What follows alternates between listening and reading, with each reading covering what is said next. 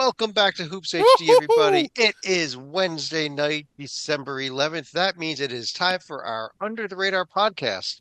I'm your host, Yes. Chad Sherwood. We got David Griggs over there, back again from Bracketeer.org. It's the one and only Rocco Miller, and this is our Under the Radar show. Griggs, what the hell does all that mean? Uh, Layman's terms, it is the 23 normally one bid leagues. There's no rule that says that those leagues only get one team. We'll talk about a few leagues tonight that we might think get more than one, maybe two, maybe three, but that's what it is. So it's certainly not the Power Four, and it's not the other five regular multi-bid leagues, which is the West Coast, the A10, the American, the Big East, and God, I always forget one of them. West Coast The Mountain West, did you leave out? No, the Mountain West. Yeah, Yeah. got that. Yeah. So those five. It's all the rest. It is. Our other only other exception is if a team happens to be in the top 25 of either of the two major polls, we don't consider that individual teams to be under the radar. Still not there yet this season. Don't Yeah. all these teams from all these however many leagues. What are we looking at here? 23. 23 leagues, Yeah.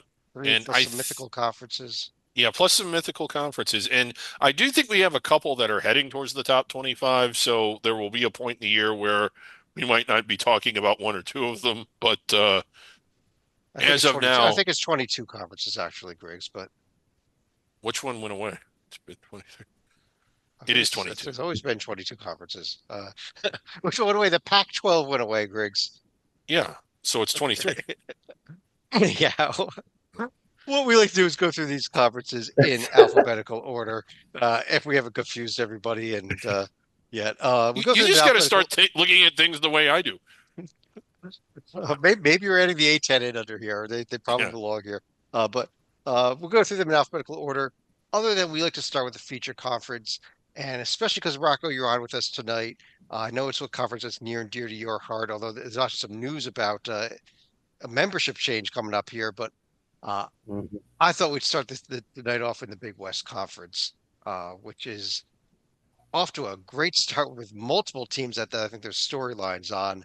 And while the undefeated overall UC Irvine Anteaters are a huge story, Rocco, I'd like to ask you first of all about the team that's actually number one on the screen there, just because they're 2-0 in conference, and that's this UC San Diego team that's really caught my attention. Yes, UC San Diego won the Boardwalk Battle. I saw them down there in Daytona Beach. Had some nice wins. I think coming into the tournament, LaSalle came in undefeated, feeling good. They played each other in the first round. UC San Diego stuck it to them, and then, of course, they were the tougher, better team down the stretch against James Madison and completely blew out Toledo, which I think surprised a lot of people because Toledo looked dominant up until that championship game. And I think that's just springboarded this Tritons program into a lot of confidence. Of course, starting off league play right after that 2-0, the road win at UC Santa Barbara is going to be really Yes. important. Yeah, it's going Wow. to be really important later in the year. And then handled Bakersfield with ease. Bakersfield gave Irvine a lot of trouble. So, they play really tight with the they don't really turn the ball over much. You see in that win at UC Santa Barbara, they only had 7 turnovers. Tate Jones, Anawaniwa. He's such a really dynamic player because he's not the most explosive athletic, but he's really good with his feet. There was a few times where they isolated him and key possessions, like in the win over James Madison, and he basically can take 2 steps with his long strides and get from the 3 point line into the paint. And they just, I mean, with Hayden Gray, like some of these guys used to be Division II and JUCO players. So Eric Olin, his staff, he won the Big West Coach of the Year last year. Actually, they Yeah. were led by Bryce Pope. Lost Bryce Pope to USC, and they're still just as effective. They're getting even better. And this, Chad, is their first year eligible for the NCAA's. Yeah. And Uh, yeah, I was gonna say real quick, on an opening night, Griggs, when yeah. they played San Diego State They tough, had it. we kind of at that point, yeah, they really could have won that game, They could have. we kind of said, oh well, this is San Diego State always gets a tough battle from their city, the other two teams of the city there. That's all that was. No, that's not all that was. This team is for real. They are, and it was kind of easy. While we were impressed with that game, I think it was kind of easy to dismiss as opening night, San Diego State playing down to the competition. But they almost won that game. And when you start to look at everything else they've done, both the eye test and even the profile there, it would not have been out of character for them to win that game. The Seattle loss, you're holding your nose a little bit, but that win at Santa Barbara is a great road win. Santa Barbara not going to lose many at home. And I think that that's a win that they're going to get a lot of credit for. And when you look at some of the opportunities coming up, particularly Utah State, uh, Yeah.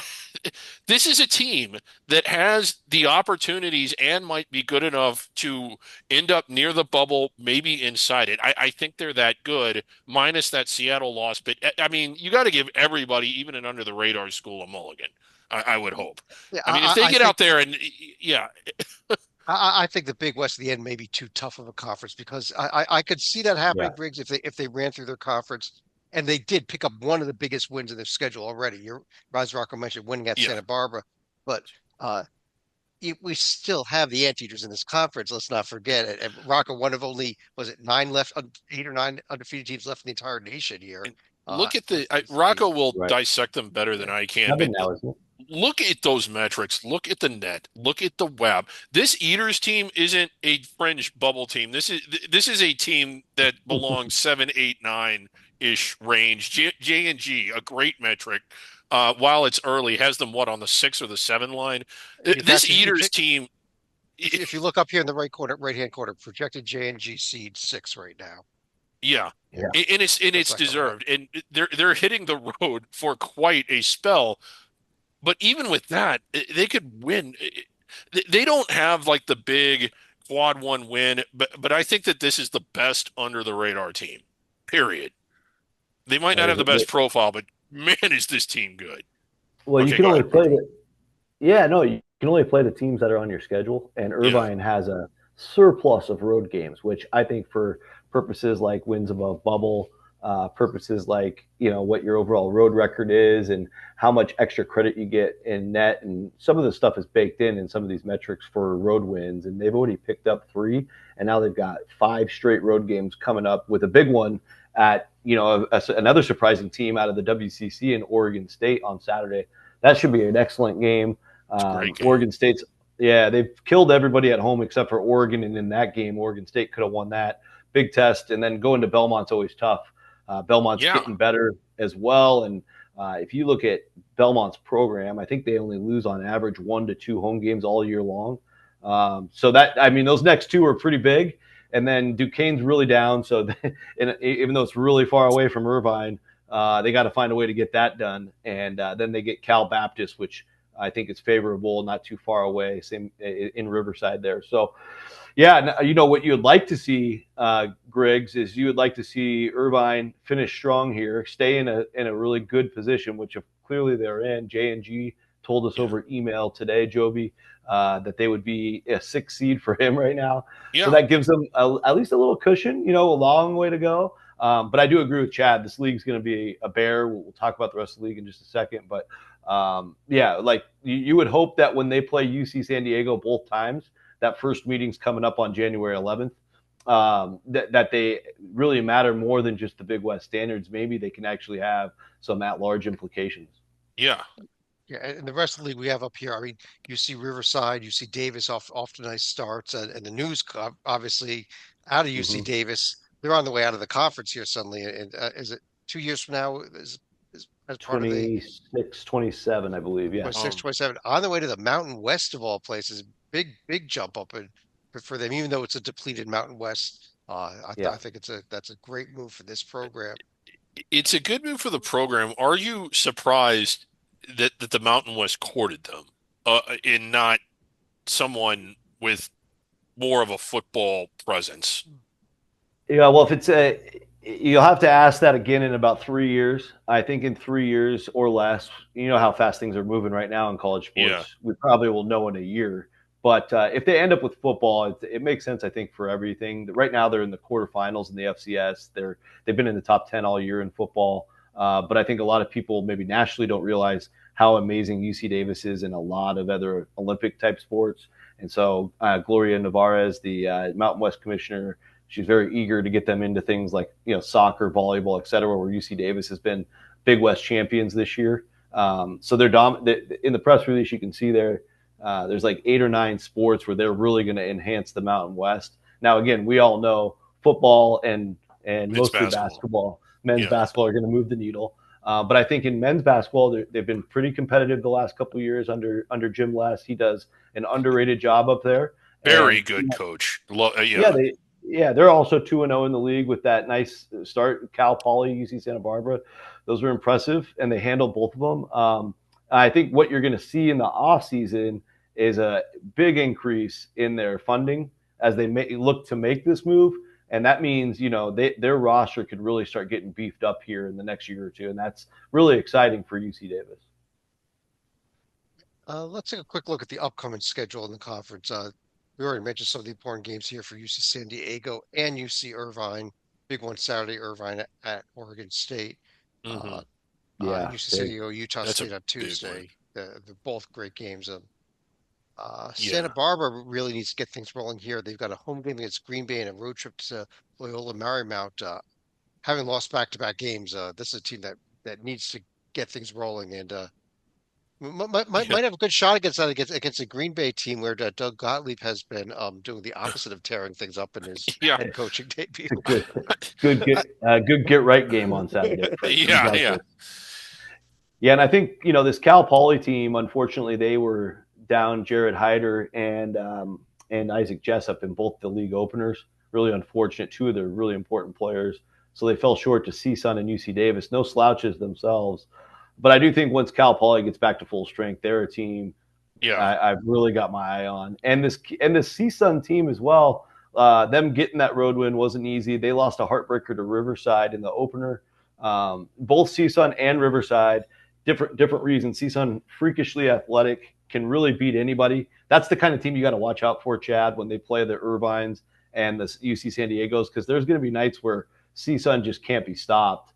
And they're the great wild card, but they're also the team that they might slip up and lose to Long Beach State or Fullerton. So this league's just got a little bit of everything. Then you have the Hawaii trips, which the games are totally officiated differently out there. This league is crazy. It really is. Yeah. Oh, it's a great. It causes me to lose a lot of sleep. I'll give Cal Poly this. Drinking. Riggs, at least Cal Poly gets a bye game in their next game here. Oh, well, no, that is everybody's. we can't talk about that tonight, but everyone is cheating against San Jose State. Let's go ahead and go back to the rest of the league. So I'll go a little quicker here, alphabetical order. Starting off in the America East, where actually before we even started the show, we were talking about Griggs. This Maine team just this evening won a road game at Duquesne. Now Duquesne, round of 32 last year, not the same team at all this year. No, yeah. How about Maine sitting here at 7-5, and with the second best overall record by half a game behind Lowell? It's a great story. This is a Maine team that almost never finishes in the top half of the bracket, and in fact, they're usually around the bottom 2 or 3, having this kind of success. And the league, as good as Lowell has been, they had the feel-good win against UMass, although I don't know how much credit we're ultimately going to give them for that. The league's down this year. Vermont has been particularly disappointing.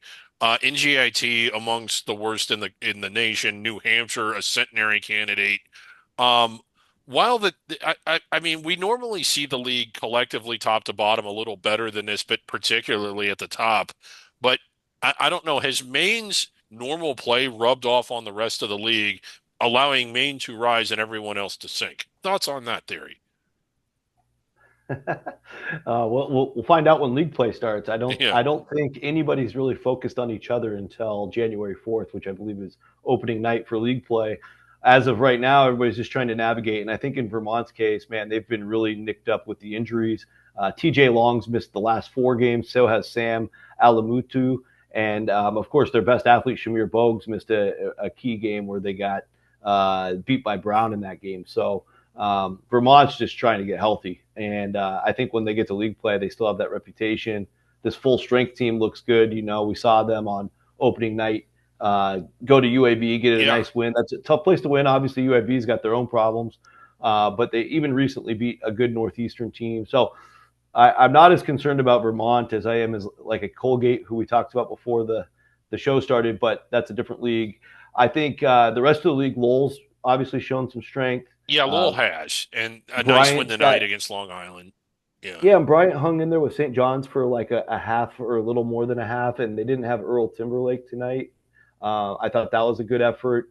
So I think between those four teams, that's probably where you look. And then Albany last week knocked off undefeated Columbia, played lights out. So I think Albany is going to be a tough out when you play them on the road at least. And you know, UMBC got off to a horrible start, but lately they've been a buzzsaw. They absolutely destroyed their rival Towson on the road on Saturday. I was really impressed with UMBC on that particular game. Yeah. I thought you were talking about their rival Cairn by that 103-57 score, but Confidence booster, gotta like that. yeah, Albany interesting. They followed up that Columbia. They did lose the game in overtime at BU. I think, and then they got Yeah. they. I thought they might give Syracuse a game on Tuesday night. Albany did not. They So can't defend anything. Yeah, They I, can't. I, Yeah, th they I think can't. they're gonna. I think you might be right. That might be a team that's going to be really good at home, where they get yeah, the crowd boost to maybe pick up the defense a little bit. But Yeah, on the Albany road, could they're not guard a lamppost. I mean, just not yeah. good defensively at all. We we interviewed Columbia's coach Jim Ingles last week, but on the day they played Albany, and he was really concerned about. You know, they actually get really good crowds up there. They love They do, basketball yeah. in the Albany region, so he was concerned about that, and he was correct to be concerned because they got blown out pretty early in that game. A couple of upcoming games to note here. Maine is at Canisius this weekend, while Vermont is at Colgate. And Lowell is going to have a pair of home games against Dartmouth and Stonehill. Some of those games kind of keep an eye on here in this league. Yeah, All I still like non-conference. this Lowell team. It's been fun to watch that program develop. Over in the A-Sun, Yeah. which as they've been continuing through their challenge series with the SoCon, they've already clinched the loss of the 20-game series. There's still, I think, 3 more games to go, but they have not been. They did not do well against the SoCon this week. I think heading into the week it was 7-6, and I think they lost all 4 games that they played this week. Mhm. Some of them close ones, like the Mercer Stetson overtime game, but Rocco, I guess, I mean, I kind of think Lipscomb is going to be the team to beat here, but I mean, when I you look do at the too. standings, North Florida, North Alabama, at least they're off to good starts this season. Yeah, North Alabama's Yep. had their moments. Nice win tonight over East Carolina on the road. But yeah, I agree. Lipscomb has been an absolute buzzsaw You pulled them up, Jen. since that Kentucky loss. Those last 4 performances in a row, the most they've allowed is 62 points at Chattanooga, an 18-point road win at a talented Chattanooga team. That really caught my attention, and they held Alabama A&M. Obviously, these are SWAC teams, but into the 40s. They're just playing at a very high level right now and thoroughly dominating teams either kind of near their level or definitely at the low end of D1.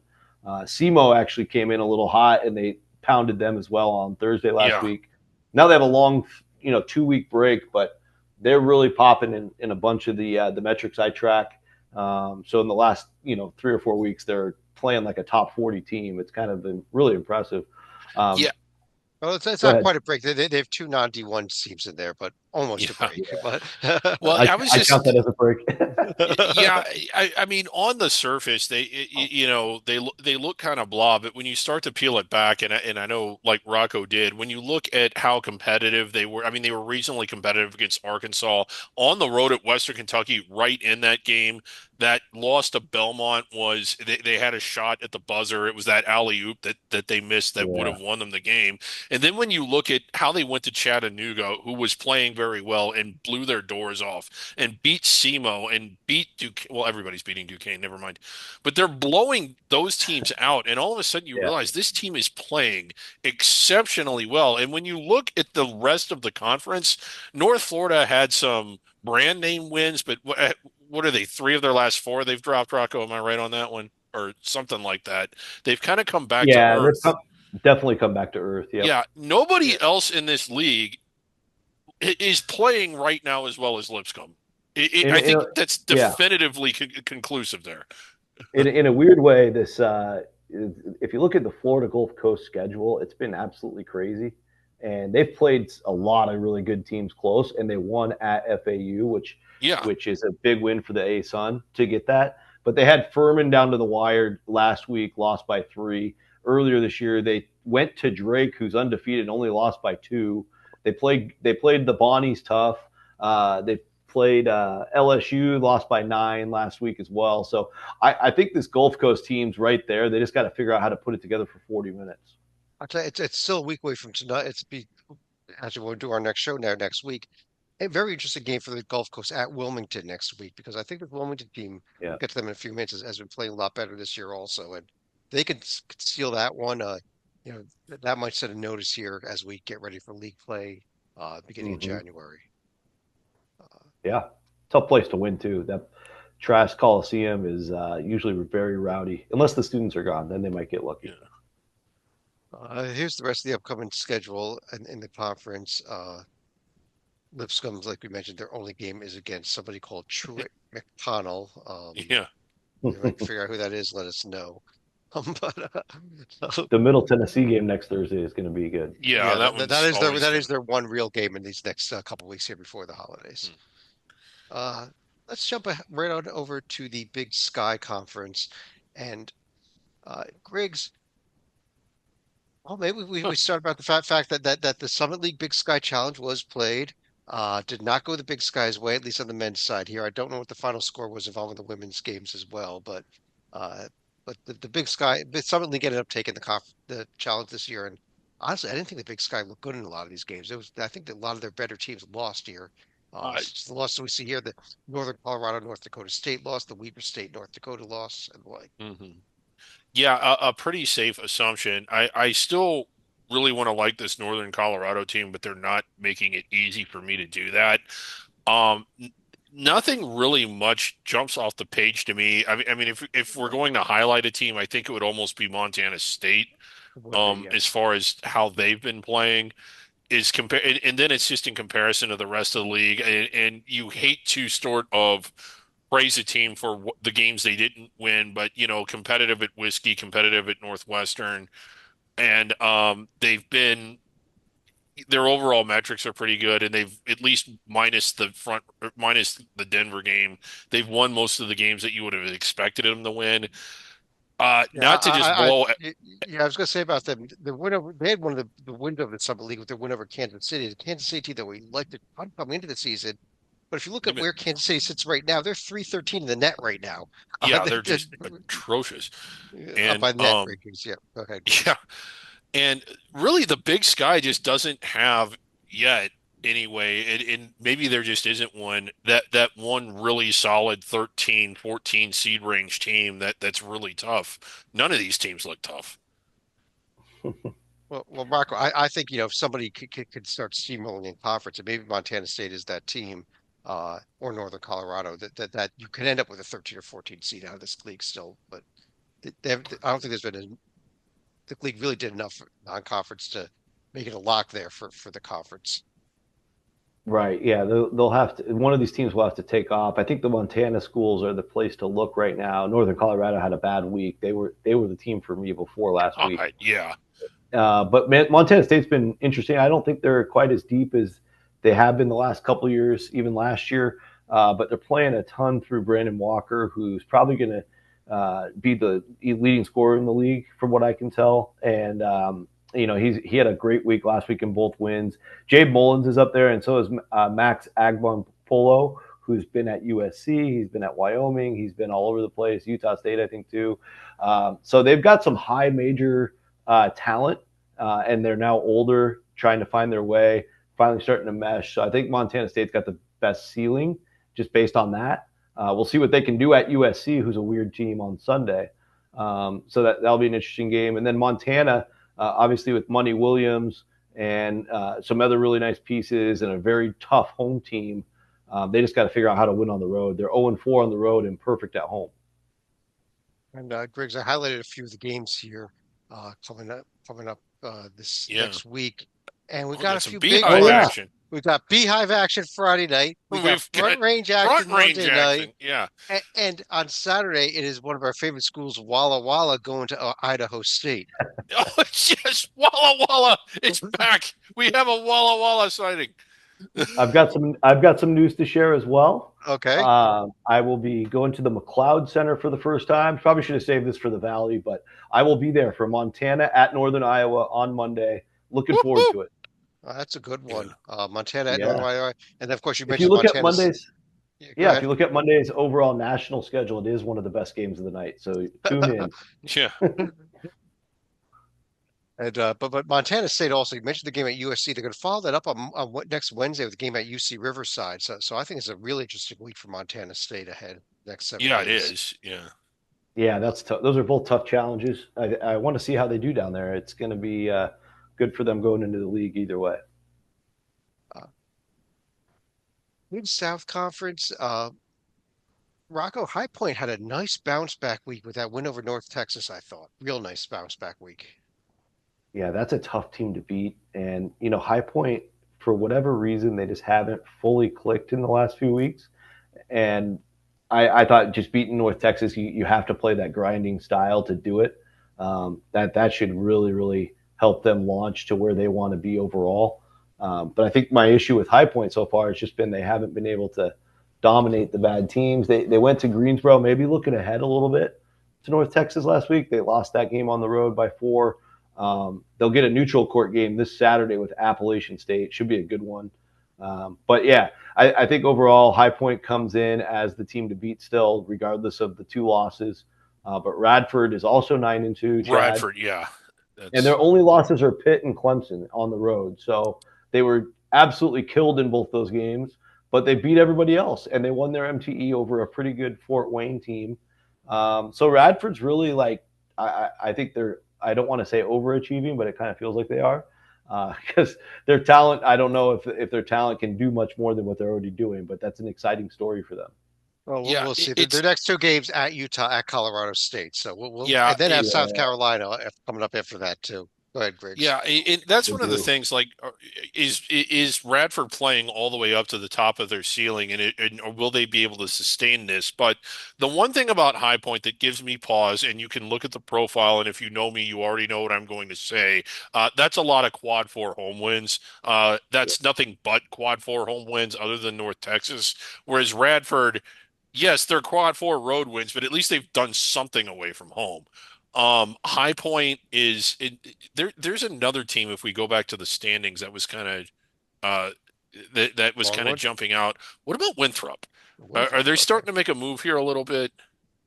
I think Winthrop's got some nice pieces. Yeah, They fell short at Virginia Tech and of course at Louisville. Took one of the losses in that downtown Rock Hill tournament, which is actually not at their arena but downtown. But I think yeah, overall they played well in that. They went 2-1, handled their business last week, so they're up to 8-3. I think they're pretty good. I think they'll yeah, compete.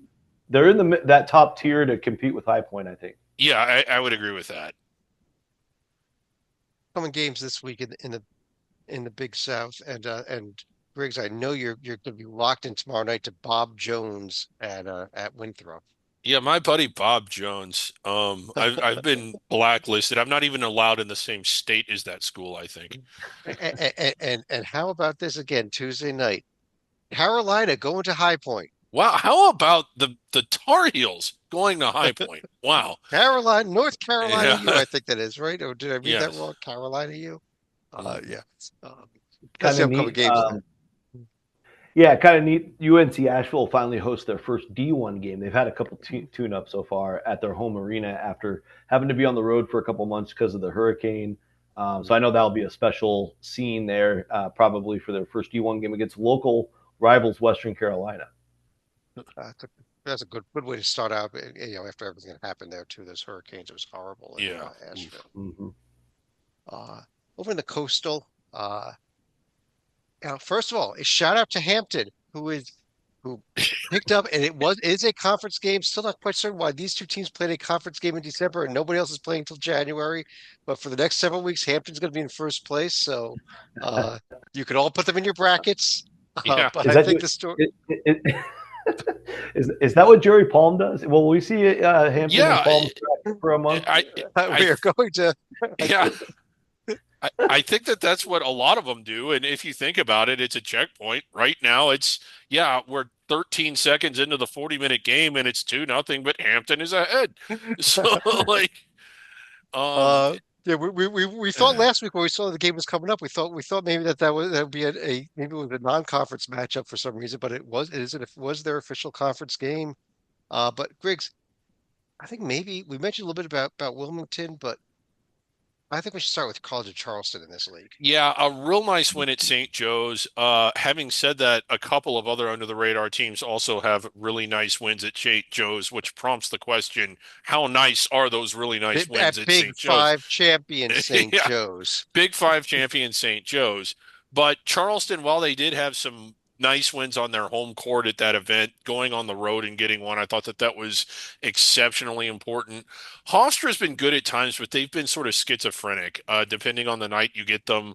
I know that Rocco's big on this Northeastern team. I just wonder if they can keep that pace up. Elon, just going down the list, had that nice win at Notre Dame. The net really reflecting that, I think. But if you ask me who I think looks the best the most, if that makes sense, not the best every night, but the best the most, I still think it's CFC. Rocco, you agree or no? I just don't think Charleston's playing up to their ceiling yet, which they're not. to Griggs's point, like that should give them a lot of room for optimism. Wilmington's been terrific, even on the defensive side this year, which is usually their issue. But I actually think so far, like Elon's been the best team in the league, and when they went out and pounded Wofford on Saturday, that really caught my attention. You could tell the confidence is just since that Notre Dame game, although they did lose to Maine right after that in that 3-game MTE, but they bounced back and beat Navy in Pennsylvania. And, the Schar Center had a really good environment against Wofford. And I think just between the two Simpkins boys, TJ and TK, and the way that they're defending, like they're not fouling anybody, they're playing great interior and 3-point defense. You can see right now on KenPom, they're number 23 in effective field goal percentage D, and they're 3rd in the country at not fouling anybody. They're 6th in the country at not allowing 2-point percentage. So there's just a lot of really great indications, and I think the talent is really upgraded at Elon. So for right now, they're the team I'm the most excited about. I'm actually with you, Rocco, on this. I think those are the two teams at the end of the day, Elon and Charleston, and this I think this might be the year that Elon breaks through here. That would be great. I mean, it would be fun to see that. I don't think they've ever been in the tournament before, have they? I do not know. I can't recall a year where they were. No, I'm pretty certain they have not. This will be their first ever bid if they're able to get it. This week coming up, they've got an exciting game against Virginia Lynchburg on Saturday, and then actually a little interesting game on next Wednesday at East Tennessee State. Yeah, that is a decent game. Well, Charleston's going to be hosting Wofford on Monday. That's a game that that's a team that Elon just beat at home, so they got to keep pace and beat them as well, I would think. And Hofstra too. Like Hofstra's tough. Like some nights they just can't shoot, and they'll lose by 20, and you think they're not very good. But then the next time out, they'll come out and grind you, and they'll hit a few shots, and they'll beat you. And they've knocked off Seton Hall, of course. They just knocked off who was it the other night?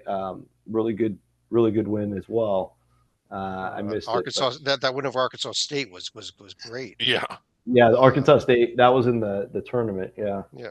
But anyway, Hofstra's already got some good wins, and so in that CAA tournament, I think it's going to be pretty wild because clearly Elon's a good story and they've got talent to go with it now. But I just think William and Mary later this year could become really good with the old Cornell coach, and you've got Northeastern's got some pieces. Drexel's always well coached. Delaware's well coached.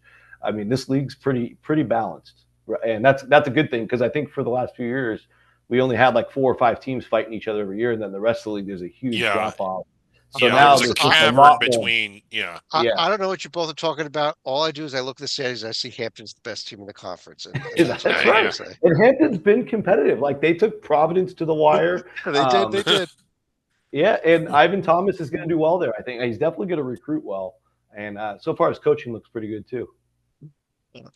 Over in Conference USA, Rocco, let me stick with you here because there's a couple teams we could talk about, but Yeah. Liberty is sitting here with an impressive 9-1 overall And record. that's a good 9-1 if you look at their profile. Oh yeah, Liberty. They've really impressed me as well. I think this year they've beefed up their athleticism, bringing with Isaiah Erin in as an extra force inside. I think last year they got off to that great start as well. Like I was there with them at the Myrtle Beach Invitational. They steamrolled that tournament, and then all of a sudden at one point they hit a wall and just started facing teams that were more physical, stronger. They didn't know how to keep up. Coach McKay was really honest about that this offseason, and now they've beefed up with a couple extra pieces. And I think that's really been paying off early on. But I'm still curious to see like what happens if and when Liberty hits that wall, because as you said, Chad, once league play starts, there's going to be so many tests for everybody in different ways. So, but Liberty's a great story. Of course, Kansas State win, losing some luster as they keep losing to everybody else, but. I think the McNeese win will still be really important no matter what happens with Kansas. I think so too. McNeese the win at Charleston. Yeah, those are nice. two really good wins. At Seattle's tough to win too. That's cross country, and yeah, they played them in the small gym too. Mm-hmm. Yeah, I've also got Louisiana Tech up there, which had it's more than a week ago now. We talked about last week, but still that head scratching home loss against Southern. They did bounce back and won at Louisiana, so that and played Memphis tough. And gave Memphis a tough game. Yeah.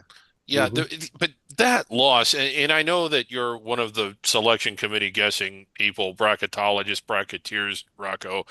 That one smells pretty bad. That home loss to Southern. Golly. Southern's playing pretty well, but yeah. We're going to talk a little Southern when we get to the SWAC tonight. That's right. There yet. We're going to talk a little Southern. They knocked somebody else off after that. Yeah. But you're right. Like at the end of the day, if it's in a large discussion, nobody's going to give the loss to Southern much air in the actual committee room, so we probably shouldn't either. But hey, I think if they go out and they can handle Grand Canyon, sneak peek coming up on Monday. Grand Canyon's going to Ruston. You got to kind of favor La Tech in that situation. If they not only beat them, but they beat them by like double digits or higher, that could go a long way, I think, in getting them back to an interesting place with the committee. Got deep. Yeah. Go ahead, Rocco. Yeah, I just think to be realistic though, that's just for like optimistic stuff. For realistic stuff, this league stretches all the way from Las Cruces, New Mexico, all the way over to Lynchburg, Virginia, and all the way down south to South Beach. So you have brutal travel in this league. You have highly competitive teams. Kennesaw State was picked tied for last, and they looked terrific to me. I saw them 3 nights in a row. So I think by and large, even the league champion in this league, I would be willing to bet will lose at least 4 games. Yeah, and you look, I think this league is so strong because I think UTEP has a good team. I think Middle Tennessee has a good team. New Mexico State won at New Mexico this week. They did, yeah. Amazing. Sam Houston and Jacksonville State are very competitive as well. And Middle Tennessee's got a real shot. It's impossible to go to Florida International and win because you've got to play in the water. You got to play actually underwater on their court. Am I correct? Yeah, you are correct. Yeah, the new College of Florida had to find out the hard way last Friday. Yeah. If you've ever seen the floor design, don't abuse your retinas like that. New Mexico State, can they keep up their winning streak? They're going to Texas tomorrow night. Probably not. That would be awesome. I would love that. Yeah. I talked to Hooten on Monday. It was a really good conversation. They're still figuring things out, but obviously they played tremendously well despite that crazy goaltend, Chad, that actually forced overtime. That's a game where usually you see something like that, and the home team and the favored team will finally recover and breathe easy in overtime. And it went the opposite way. New Mexico State stayed the aggressor, and he actually called the play. Rob Carpenter's the one who goaltended the shot to end regulation. They called a play for Carpenter right away in overtime, and I was really impressed by that. And he hits a 3. And then New Mexico State dominates the OT. So not only a big win overall, but if you know anything about you, and I know you guys do, about how big that game is down there, That was just massive. It was. I mean, we could go on the Rio Grande We're not going to rivalry. talk about the fact that it Yeah, got big, that it got bigger than it needs to be. But yeah, probably, yeah. Well, that's why he let's got the job, right? Yeah. let's move on though. But here's the rest of the upcoming schedule. We already mentioned that Grand Canyon Louisiana Tech game. I'll give you one other game to circle this week. It's Saturday, Murray State at Western Kentucky. Yeah, Might be a very interesting game in this league. Or yeah, I for this think so league. too. Western Kentucky being at home and being a little bit better, but that game you wouldn't know it. It does have a little bit of heat to it. Oh, That Murray definitely. Western, yeah. And I think it's a 4-year series, so you're going to Yeah, be seeing and each year. they used to Pretty play awesome. every year. Now is it 4 or 6? I forget, but they got they're back on the schedule, and that's fun to see. Those That's two teams awesome. should play every year. That those environments doesn't matter which building it's in are Yeah. tremendous. Each one of them.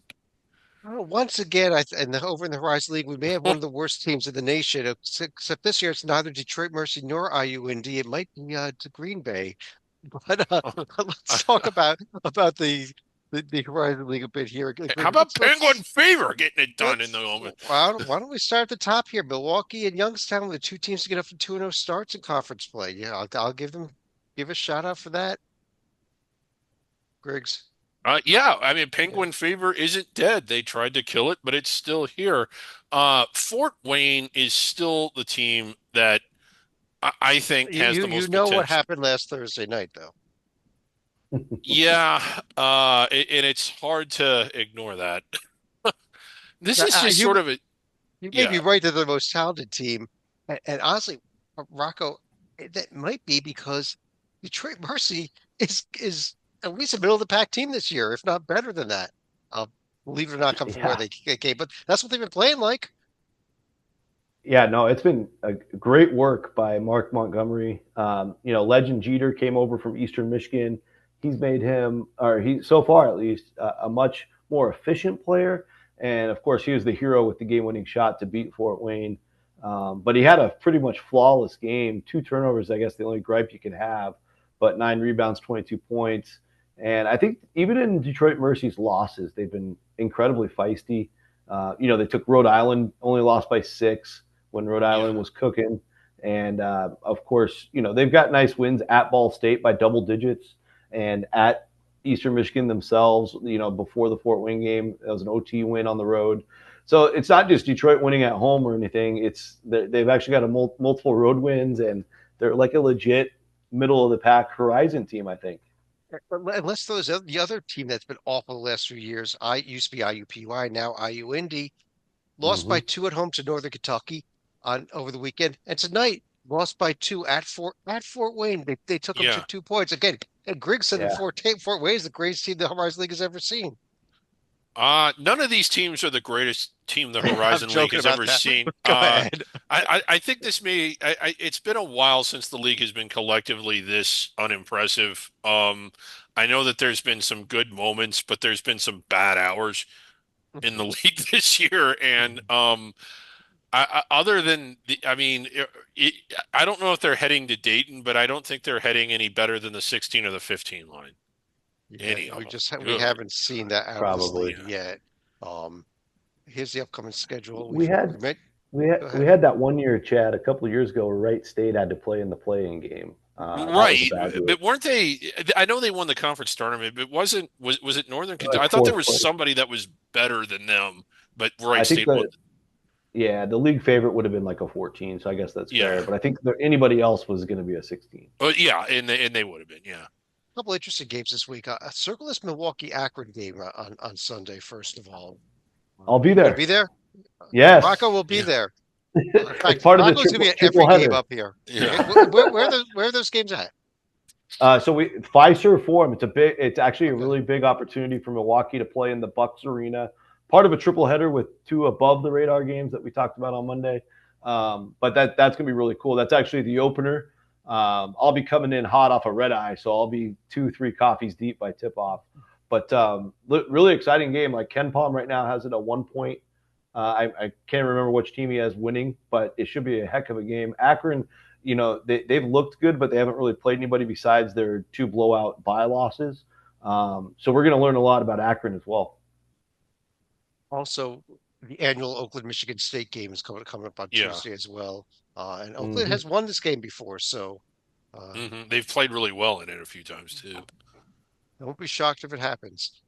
Uh, Over in the Ivy League, Griggs, Columbia, we talked about the fact that they lost that game to Albany. They did bounce back this week with a huge win over Merchant Marine Academy and Sarah Lawrence. I mean, that's a heck of Yeah. a week. So Sarah Lawrence has had a rough week, I think. But Columbia probably the best. Well, I stand corrected. There's a far better story than Columbia, and that is Brown winning Let's the take a Ocean look. Let's State take a look tournament. at Brown's week here. First, they began by winning at Bryant. Winning at Then, Bryant. then after Rhode Island knocked off Providence, the two teams Yes. met last night in a double overtime thriller, and Griggs take it away.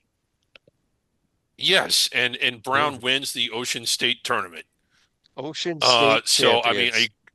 the Ocean State champions. I was on the selection committee for this tournament. We looked at all four D1 programs and decided to invite them all. But Wow. yeah, a good moment for Brown. Columbia probably Well, still one of the I know best. Johnson and Wales of Rhode Island was close to getting in place of Brown, weren't they? I mean, they barely made it in, didn't? We looked at them, but when upon further review, we decided they're not D1, Yeah. so couldn't put them in the tournament. But yeah, the stories here are well, Brown having a great week, beating their two Ocean State rivals. Columbia still 10-1, although against very subpar competition, non D1. I still don't know. I still keep waiting for Princeton to stop disappointing me. Yeah, honestly, Princeton, yes, they beat Monmouth last night, but they only beat them by 4 points. This is not a good Yeah. Monmouth team. No, yeah, like you said, they got the win. They didn't look impressive at all I doing it. was more impressed by them taking Furman to 6 points in a loss Saturday than by beating Monmouth by 4 points last night. Put it that Yeah. way. Yeah. Yeah, they're competitive. I also just want to give a shout out to Cornell. I was at the game last night. They beat Cal here in Berkeley, Yes. 88-80 is their first win over a power conference team since the Sweet 16 run of 2010. A team that John Jakes himself was a big part of, and now he's the Cornell coach in his first year. But it really cool to watch them play. That they perform at just as high a level, in my opinion, as that great team they had last year. And really starting to click. Of course, Cal's still figuring some stuff out, but I thought Cornell was the aggressor. They had an 18-point halftime lead. Yeah. Cal came all the way back, and then Cornell was the tougher team in the last 4 minutes. That's a really good sign, I thought. Griggs, we need to send you to New Hampshire and find out why Dartmouth is not having final exams when the rest of the Ivy League is. Only two games the next week involve Dartmouth. Well, they're doing it right. I don't believe in final exams. It's too disruptive to college basketball. There we go. Two I games think on they the entire Ivy actually- League schedule. Don't they do it Thanksgiving week, which is why they didn't play in the MTE? That might be the answer. But if you want to watch Ivy League hoops, you're going to be a Dartmouth fan this week. Yeah. UMass Lowell will be Rocco. fun. Yeah. Rocco, over in the Metro Atlantic Conference, Mhm. I don't know what we can even talk about in this league. They did start some early league play, and Marist, who I think we liked a little bit heading into the season, did get off to a 2-0 start. Maybe that's where we start. Yeah, Marist is getting the results. Nothing too crazy. Obviously, hanging on by their teeth in an ugly rock fight, 53-50 win over the Mount. But going on the road and beating Manhattan, who's had some really good home results this year already, I thought that was significant. So good start for them at 2-0. I think the really interesting team is Sacred Heart, mainly because they opened league play with a just out of nowhere 24-point blowout of Iona, their first ever Metro Atlantic game, and they came out flying. But then they had to play local in-state, now new rival Quinnipiac, and lost that one by 10 on the road. Really trying to figure out how good they are, because I do respect that Central Connecticut team in the NAC we'll talk about. They beat them by 13. Perhaps Sacred Heart's just a really good home team, but they've also won at BU. So anyway, this is just a really interesting team to me, this Pioneers team. I think Shoot a lot of threes. think it's going to be a fun conference as we go through the league play as well. I don't think that anybody's clearly way better than anybody else. Uh, back to non-conference play this week, though. Marist has their game at Stony Brook. I think that's their only game on the schedule this week. And if you want to be watching that Sacred Heart team, where are they here? Uh, hosting Albany next week. Looks like their only Yeah, game. kind of an interesting game there. Yeah, and I think also Merrimack and Quinnipiac, they've both battled injuries, still not fully healthy, either one of them. But I think once they are, I expect them to. Quinnipiac probably the most talent. Merrimack might be the best coached team, and that's nothing against the other coaches. I just think Gallo's defense is really complex, and the rest of the league. Keep in mind, the rest of this league, besides Sacred Heart, has not seen it on a regular basis. So I think that could give Merrimack a nice edge, at least in the first month of the conference season. Yeah. Riggs, the Mid-American Conference. We talked a little bit about Akron earlier, but I mean, the team here for me has been this Kent State team who only win this week was over Portland, but it was a dominating win. Yeah, and Kent State again. The two losses were road bye games, I think, and they were. Well, I mean, while they didn't come close to winning them, they were reasonably competitive, at least for a lot of those games. So when you look at the profile, no, it's one of them was the loss that Rocker was at with against Irvine. yeah, The other one okay, was the road bye game to Auburn. it was a road bye game against Auburn. So Played well in that probably, game. yeah, they did. And got some real tests coming up, with Alabama and then getting in the conference play. And, One of and the the Hindenburg on December 29th. yeah, then the Hindenburg, they're going to blow them up. Um, One of the teams that, obviously Akron's also playing well. Toledo's played reasonably well. Is Ohio waking up, or is it still, are they just going to continue to be a disappointment? They Because I took thought took Ohio out. would be one of those teams that won 26, 27 games and was somewhere on the 11 line. I mean, they beat Moorhead this week by I think the Falls wound up being 12. But I think that game was close for a It while, if I was, recall. yeah, and they were at home. So, Yeah, they've pretty much been without Sharif Mitchell throughout the year. He played the first two games, then he tried to come back in the Myrtle Beach, and must have got re-injured because he didn't play again the last two games last week. So there's some of that going on, and then I think also in general, like Jeff Bowles is one of those classic. We're going to be at our peak in March kind of coaches, as you guys know. yeah. So maybe he's not too concerned about the record at this point, just really trying to nail down the right rotations and combinations. So I would expect them to just go up and up and up if as long as they can get to full strength. Yeah, the net not great. Well, not there's worse ones out there. Um, Miami, Ohio's been a little bit better than expected, but still probably I think it's still just going to be the usual suspects of Kent State, Akron, and Toledo, and maybe Ohio if they Yeah. get right. Yeah, Maybe Central Michigan has been a real wild card this year so far. yeah, Winning that crazy game at George Mason, but they have some athletes on that team, Chippewas. and they may really ruin my preseason theory of if you don't play in Ohio, especially if you're one of those directional schools, you have no shot in this conference. But they've actually got probably the most. I highlighted some of the games this week. Of course, the Akron Milwaukee game we already talked about, but maybe this Central Michigan is playing Mississippi State on Tuesday night, yeah, probably over their heads. yeah. Toledo's going to be at Houston next Wednesday, probably over their heads as well. Yeah, Toledo's been weird since they left Daytona Beach, or even since the championship game, and they haven't been themselves. Getting killed by Oakland at home was really strange. Yeah. That Central Michigan Mississippi State, it's listed as a neutral court game. It's played in Jackson, Mississippi. It's not going to be it's not going to be a neutral court game. Sorry, Central Michigan. They'll take the paycheck anyway. Yes, they will. Rocco, over in the MEAC, how about an overall winning record for Norfolk State? Although not against D1, but if you include their non-D1 games at least. Yeah, got a nice look at the Spartans this morning. I thought they played a good half against Baylor. What were they down 6 at halftime? And this team is not a typical MEAC team in terms of talent. Brian Moore looked sensational. Like there were moments today, part of the game I was watching where he was the best player on the court, which is saying a lot, obviously, since Baylor has pros. But yeah, like I think the supporting cast with Christian Ings and Jalen Myers and the others, like this team looks really really solid. And they came up here actually as part of their MTE. They had to play a road game at UC Davis, a good home team, and they popped them by 21. So I think this is not only like probably the best team in the MEAC, but before this week I had them 25th in my top 60s for all under the radar. So they're very solid and very dangerous. Yeah, I'm just pulling up the J&G does have them projected to the 16 line right now, but I could see this team if they roll through this conference, which I think they have the ability to I do. think that, yeah.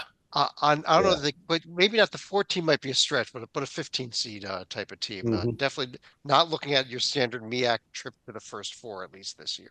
I agree with that. Yeah. Yeah. And also this is the team who Hofstra beat on Monday. That's who I was trying to think of. But Okay. that's how impressive it was to me that Hofstra actually beat this team. Yeah. Norfolk State, interesting road trip to Northern Kentucky over the weekend too. That could be a winnable Yeah. game for them. As pitiful as NKU has been, they can win that game. Oh yeah. Jumping right along here, Griggs, to the Missouri Valley Conference, and here's the other undefeated team we're going to talk about tonight. In addition to UC Irvine, it's the Drake Bulldogs, now sitting at 8-0 off of playing their first conference game and winning it at Valpo this week. Yeah. And how about this team? Yeah, they kind of had to sweat. I mean, granted, it was a road game and it was the conference opener, but Drake, one of the better stories, not just under the radar, but in all of college basketball. Just we mention it every week. A lot of those guys were not D1 players a year ago, and then here they are having this kind of year, and they're not into the top 25 yet, but you kind of get the feeling that they might be in another 2 or 3 weeks. The other team that's been very good is the other one you have up there, and that's Bradley. And Mm-hmm. only loss was to a Wazoo team that's turning out to be a lot better than what we probably thought when that game was played on November the 6th, at least what I would have thought. And you sort of it feels like this team just keeps getting better and gelling more as the year goes along. You wonder maybe they don't beat Wazoo, but I bet they're a little more competitive now, and they've got some big games coming up: Santa Clara, San Francisco, a chance to really kind of build up their resume even more. And while Drake is the story, Bradley might be as good or close to as good or even as good as they are. And Drake, look at the upcoming schedule. I think they can win the game at Kansas State. I think they can, yeah. Well, They may be undefeated going to the game at Bradley on January 8th. Yeah. Well, Chad, actually, it's another game I'm going to be at as part of my Midwest tour. So the Kansas State game is actually going to be in the T-Mobile Center, downtown Kansas City, sponsored by the NABC. Should be a really exciting event. And yeah, the way Kansas State's going, Acor off the team as of today. We'll see, but Drake certainly, in my opinion, has the upper hand going into that game. Really looking forward to seeing this team. And I also think with Drake, one thing to keep in mind as the season goes on, and hopefully they'll stay very interesting for the selection committee, is like Griggs hinted at, they have a lot of former Division II players. They don't play an athletic style that's going to overwhelm anybody. So that's the part that maybe is a little concerning. You're going to have, like, they only beat Gulf Coast by 2 at home. They go to Valpo, had to sweat. They're going to have a lot of those because they don't have those overwhelming athletes that are just going to go blow you out by 20 plus. Their biggest win all season right now is only a 15-point margin. They also play with one of the slowest tempos you see on the screen there at 349. So it's just going to be the way they win. They're winning the old school, slow it down, play fundamental basketball, get stops, and pull it out in the end model. But it's not going to allow them to destroy the Evansvilles, destroy the Valpos of the conference. So they're going to have to sweat throughout the year, but I think they're ready for that. And I think the way that they play is why you see when you look at their metrics, you look at the resume-based metrics, the SOR is 14. That's a protected seed SOR. Yeah. You turn around at the predictive metrics, the BPI, which is the other ESPN metric, has them at 104, not even sniffing the NIT. So that's wild that the two ESPN metrics are that far apart on this team.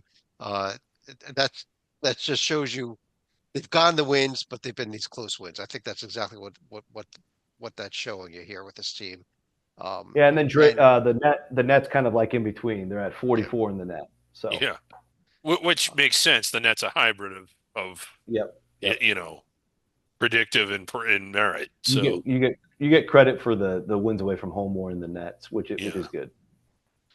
we mentioned the big games this week. It's Bradley's two games, Santa Clara and San Francisco, and Drake's game again at K State or downtown against K State. The rest of the schedule's up there as well. I Hmm. guess we can kind of look at Northern Iowa. They're going to be hosting Omaha and then hosting Montana. The interesting game Monday Yes, night against Montana. let's go. It's gonna be a good Uh, week in the Valley next week. I'm really excited. yeah, really will be. well, we can maybe give a quick shout here to this Murray State team. Murray State and Belmont have both been, I think, outperforming what we expected them heading into the season. Murray Mhm. State with the game that game at Western Kentucky we mentioned. Belmont's going to be at Richmond. Two more teams I think worth keeping an eye on here at the Valley as well. But Hmm. Rocco, Northeast Conference time, and you mentioned Central Connecticut earlier. Why don't we talk little bit about the Central Connecticut team? Big win at Holy Cross this week. Big win at Holy Cross. I mean, any road win is good in Division One, especially if you're in the NEC. And that's two in a row because they won at UMass before that, right? So Yes. Yeah, they also beat UMass Lowell. So they want the Massachusetts state title, but I don't think they're eligible. Um, And the lost Northeaster does hurt also. So it does. Three yeah, and one. You got the Holy Cross. yeah. But yeah, they'll go to Rhode Island on Sunday, which is pretty exciting as well. You know, Rhode Island, of course, great record, but very beatable as Brown proved. But yeah, I think this team overall they do a great job. You know, they're another team that just doesn't foul anybody. Very similar to Elon in that respect. But Jordan Jones is back from last year. I think he's the preseason player of the year. He's played like it. They have a newcomer in Devin Hade. Man, he's been special. Had a great game in that UMass win when he scored 18 and rebounded, 7 rebounds, 3 assists, 2 steals. So they're just pieced together a nice lineup. Obviously, they're not very big. Their tallest guy is 6'9", but in the NEC, that's completely fine. I just think between their experience, and I think Pat Sellers is actually a pretty underrated coach. yeah, He's done really well since he got the job. he has, and in Central Connecticut so far performing at a level that's better than what we typically see out of the NEC. They Totally. might not be on their way to Dayton either, like we normally have been seeing out of this league. There's a chance, yeah. Yeah. Yeah. Well, if it's not Central Connecticut, I think they're on their way to Dayton. But if it is Yeah, Blue Devils, very, very good point. Speaking of on their way to date, wait, we're not done with this league yet, or are we? I was just going to quickly mention you do see three teams in red there. Those are teams that are ineligible for the postseason this year. Uh, that's why they're in red. But the rest of the upcoming schedule, Central Connecticut, we already mentioned their games. I don't know what else there is to mention in this league in terms of this week. Yeah, Uh, Chicago State still looking for their first ever win as a member of this conference. Oh, and 11. they're going to Mercer. Yeah. Let's go. St. Let's go. Fran- Let's go on, St. Griggs. Francis gets to see Niagara Falls. Yeah. That'll be fun. Yeah. Yeah, there we go. That's a nice trip, actually. Yeah. Maybe not It this is. time of year, but it's a I nice mean, trip. yeah. I mean, it's beautiful at other times of the year when they're not going to be there. Anyhow, Griggs, And talk about speaking of Dayton, yes, Providence sending their team. They're going to send their winner to Dayton, no matter who it is. How about the Ohio Valley Conference? I think you just pretty much assessed it. Little Rock starting to pull it together a little bit. I still think them and SIUE are the teams that have sort of looked the best. Other, man, The conference had one D1 win all week. It was SIU yeah. Edwardsville's home winner for Ball State. That's not a good sign for this league. It really isn't, I don't know. We don't want to hold. We don't want to spend too much time talking about All this, right. just Well, because we're there running isn't out of much time. There's yeah. the games. Here's the upcoming games, everybody. Watch them if you want. If you want to take a look at teams that you may see when you're picking your first four winners. Rocco, let's jump ahead. This is probably the quickest we've ever done a conference. Let's jump to the Patriot League, where let's repopulate the screen here as well. Colgate sitting there still at the bottom of the conference now, 2-9 overall, though they gave Kentucky half a game tonight.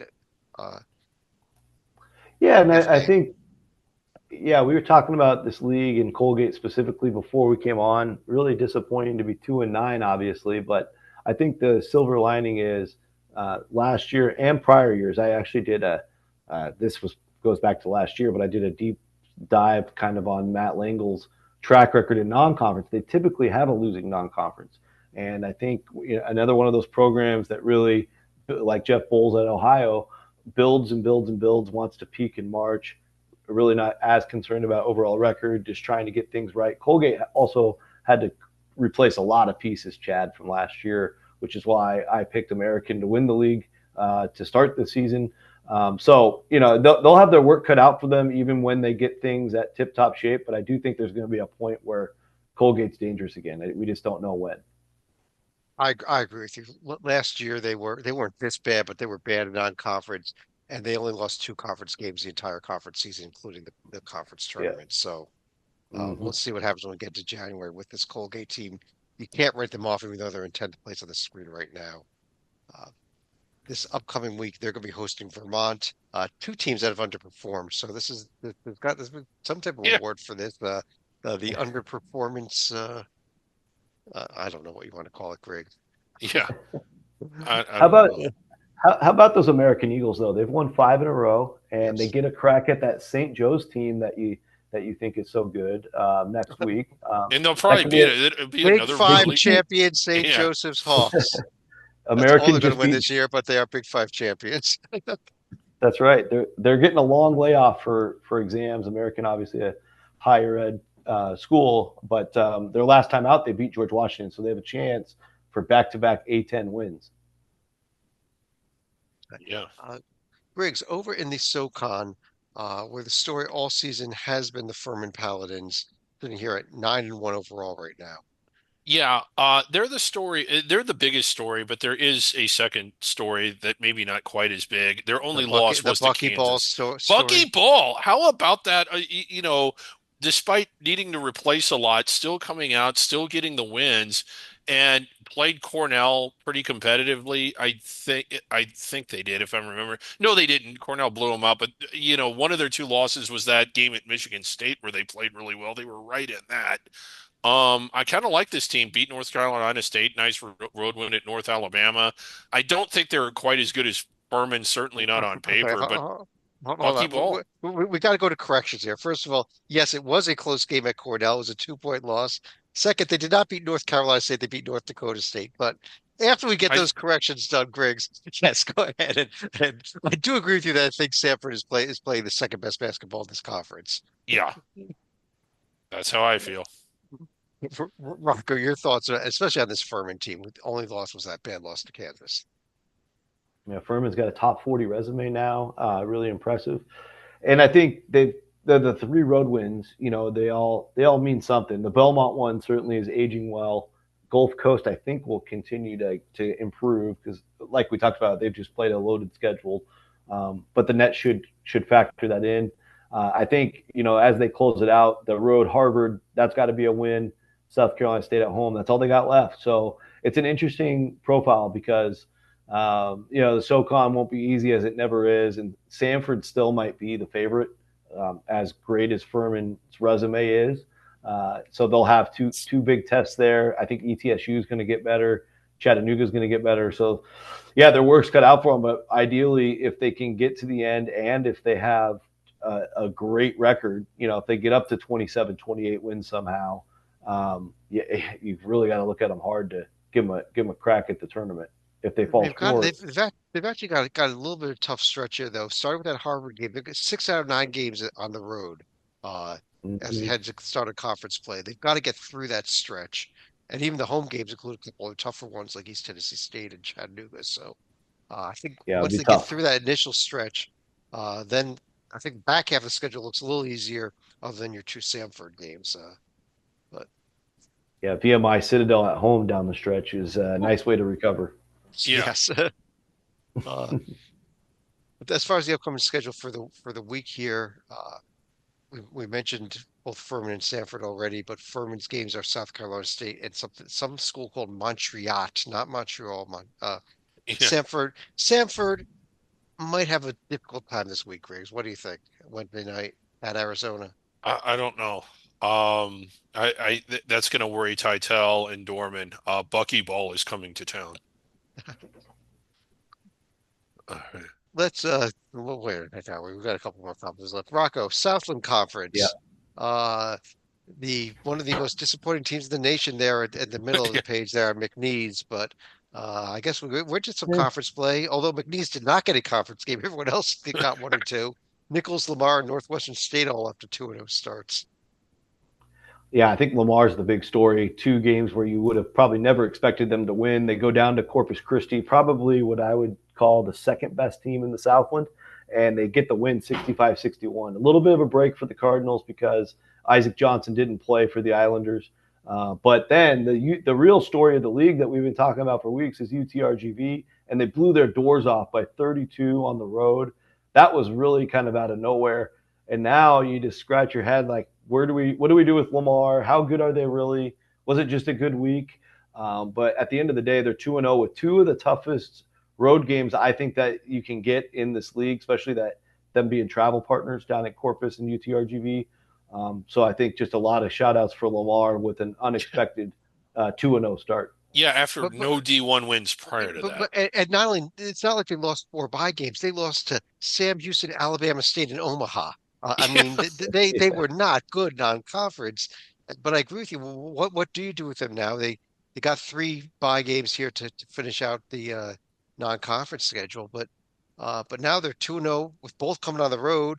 They're gonna have a ton of home games coming up when you get back into conference play, and uh, it might be enough to catapult them into one of the top few seeds here. And Southland does play a ladder format for the conference tournament, which means the battle generally is to get that number two seed opposite McNeese on the other side of the bracket. With the bye to the Yes. semifinals and a chance to avoid McNeese until the finals. That's the goal for everybody else in this league, I think, last year and this year still. Yeah, I think the league in general is better, and I think it's Mm. reflected in the like if you look at the KenPom conference rankings up to 25th, which probably doesn't sound like much, but they're usually around 28th or 29th or lower.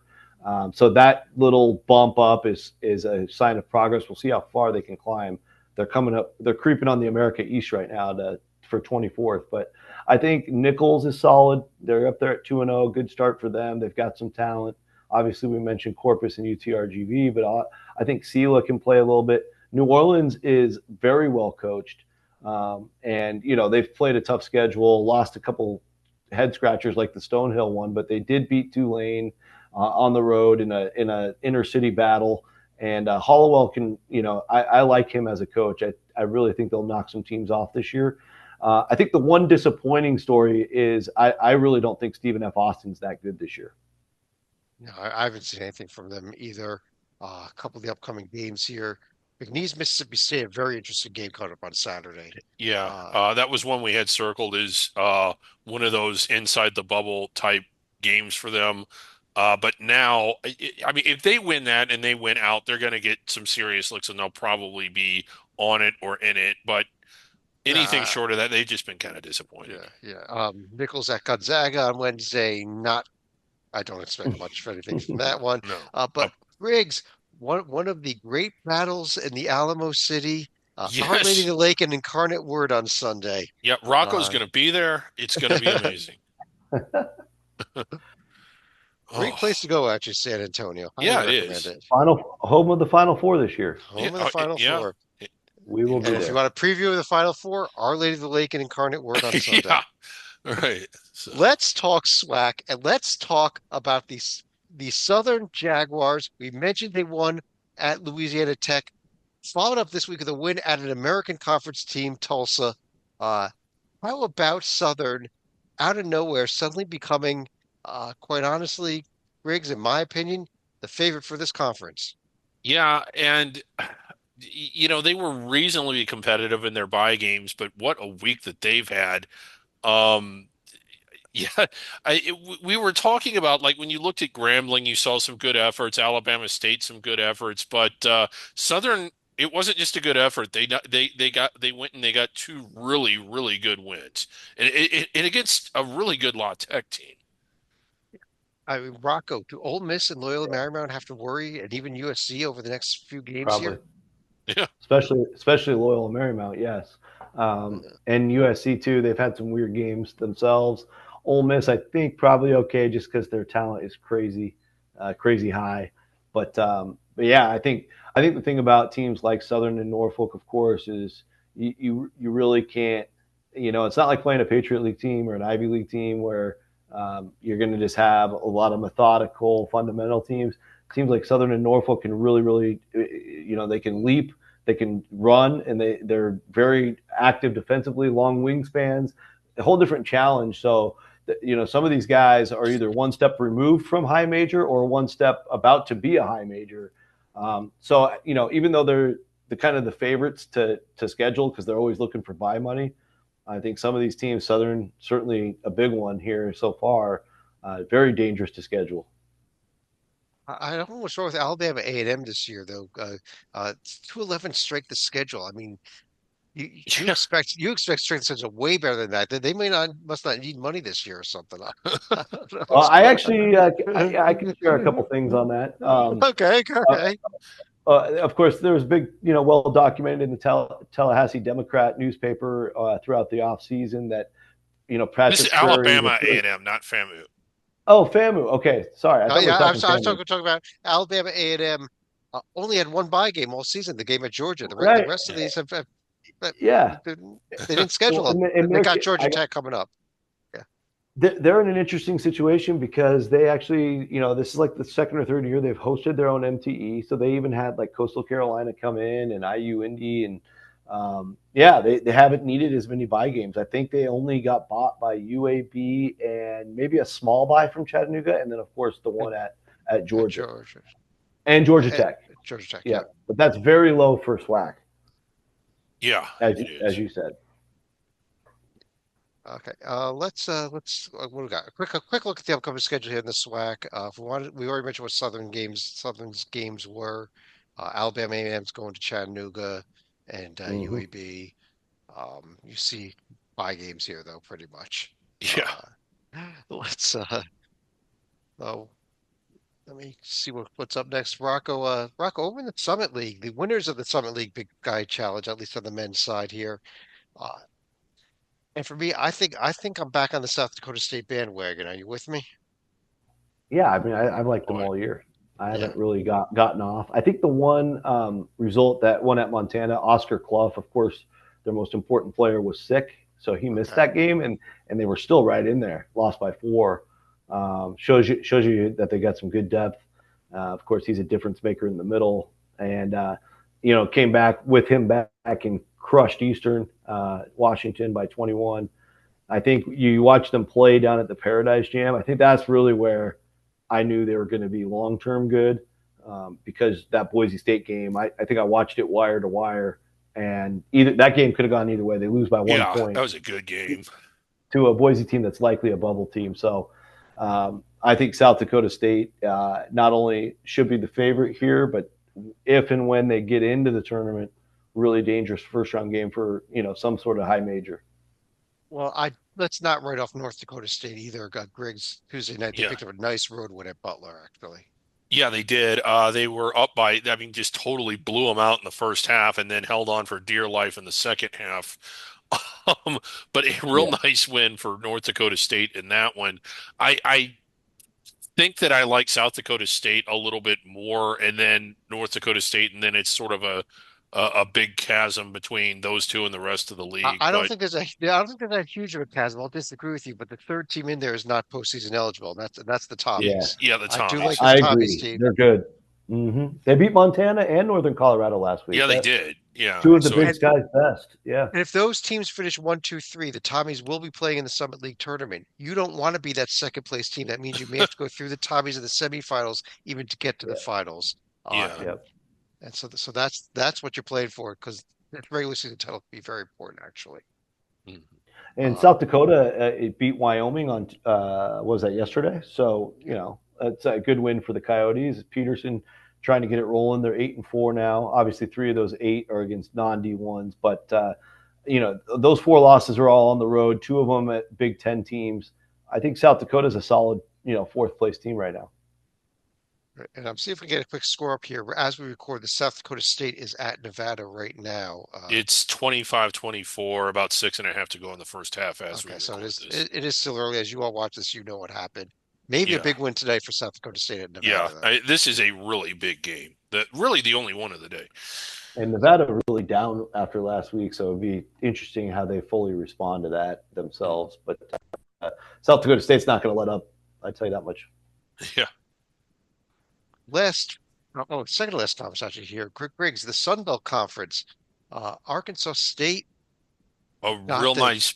Yeah. got the huge win at Memphis over the weekend, and we liked this team a lot heading into the season. I think that validated what we said about the team. Yeah, it really did. I think it was the single best win that anybody from the conference has managed. And you start to look at Arkansas State, and their profile's looking pretty good. If you just wanted to pull it up real quick, there were a couple head scratching losses, but um, you know, nothing too bad. I did think that they would have won the Rice game, and they were right in there with Hofstra. But that win against Memphis is defining, and they've got another chance at a quality road win at UAB coming up.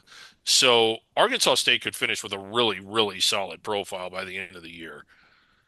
They could, but Rocco, there is still a lot of depth in this conference, though. Teams like Texas State, Tons, very, Troy, yeah, and a few others. Oh yeah, no doubt. I think Arkansas State's certainly the most talented and most deep, but just of late, Texas State's looked really good. Even James Madison, I got to see them for 3 days. I think long term they're going to be tougher and tougher. Preston Spradlin, of course, a tremendous coach, tweaking that thing the right way. They blew out a good Utah Valley team on Saturday, and Wake Forest has been really disappointing. So I'm looking forward to that. It's kind of a local smack talk since the offseason about that one. JMU gets a crack at Wake on Tuesday next week. Look, that's the one I'm looking forward to the most. But App State has starting to really come on strong lately. They had a disappointing early part of the year, losing at home to Miami, Ohio on opening night. They did lose at Wilmington at the end of November, but I think they did really well to otherwise play good in that tournament by beating Sam Houston. And overall, we'll see how they do against High Point on Saturday.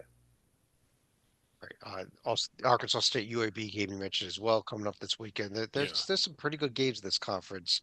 Oh yeah. Uh, uh, Georgia State at Auburn, maybe not one of them. I think Texas State goes to FAU on Saturday, if I remember right. That is a good game actually. Yes. Mm-hmm. Rocco, over to the Western Athletic Conference. Grand Canyon, huge week. Looking up a win over Life Pacific. There was not much WAC action this week, and it was not much in terms of wins, but we're kind of where we were last week in this league, other than a few bye game losses. Yeah, not a lot changes. Arlington was off. They got a big game at Ark State if they want to really start to impress. That's coming up tomorrow night, Thursday night. Cal Baptist right now down 7 at San Diego State. They started off hot, but slowly cooled off. It's almost halftime in that, so see how that one goes. I think Seattle U as well ran into just an absolute buzzsaw in UTEP and lost by 16. And that was really interesting because they actually played that game last year and Seattle U won down there. So UTEP was a little hungry. But I think long term, even though Seattle U only has 2 D1 wins, that win at UC San Diego showed what they're capable of. They've been dealing with a few roster issues and they've just traveled too much. Like they went all the way to Duke. They're down in El Paso. They went to Vegas and played Furman. They came out here to Cal Poly. They went over to Eastern Washington, which if you're not from the Northwest, that's actually a really far trip from Seattle, about 5 hours. So I just think Seattle's got to settle in. What are they doing next week, though? They're going to Western Kentucky next week. Yeah. They're doing it again. I know, for the challenge, for the Conference USA Challenge. And then they'll get UW right before Christmas. So, yeah, I just think long term, we'll see what these results look like later, but I think they'll really have a hot streak in the WAC once they hit their stride. Of course, the team though, the Lopes, of course, they're at Louisiana Tech next Monday. Before that, they got the game against Georgia on Saturday as well. Right, and about those two games, I think that this week will determine whether or not Grand Canyon is in safely inside the bubble or not. I just think that it's a very, very pivotal week for the Lopes, and they need them both. Well, that's it for the regular conferences. We do need to check in on our mythical conferences, beginning things off in the Beehive and the battle for the old We need to find curved. this bucket. It's been lost. We need it returned. Uh, Utah State had the big win this week over Utah Tech. They are now tied with Utah for first place in the Beehive. Uh, Yeah. as far as upcoming games this week, we do have the Weber State Utah Tech game. Utah Tech already 0-2 in conference. They could be mathematically eliminated with a loss here, I bet. How Yeah. about the Front Range Conference? Yeah. Huge Colorado win over Colorado State. That puts them in dominating position for the conference this year. Yeah. They're taking control of this one, I think.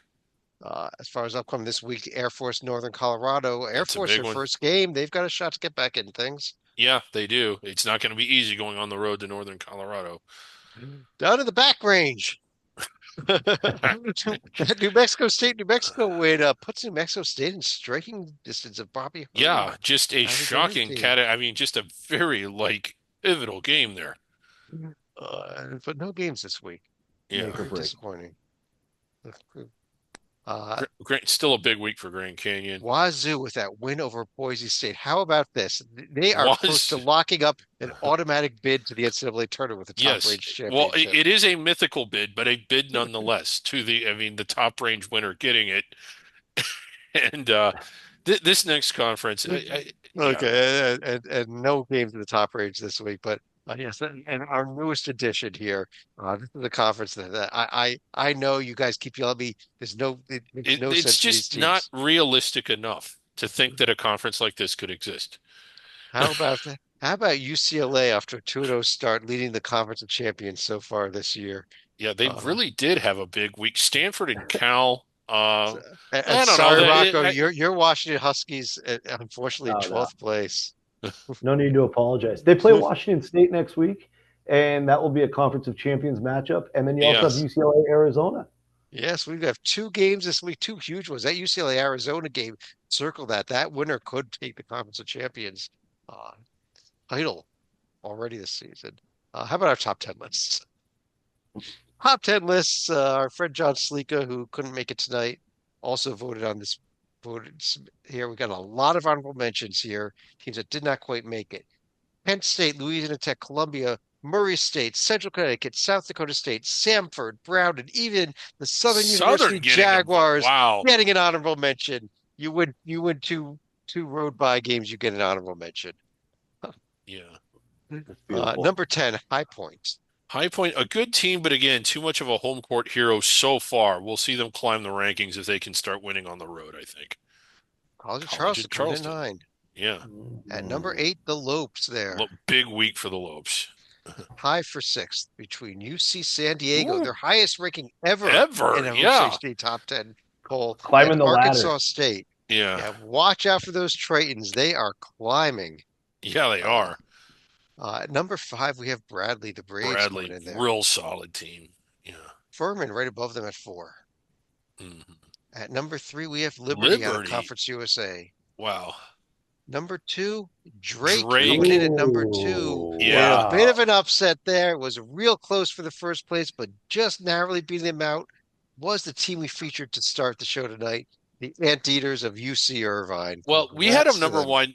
We had that same top 3 last week, didn't we? And I think that that's right. Drake is the better story. I think UC Irvine is the better team.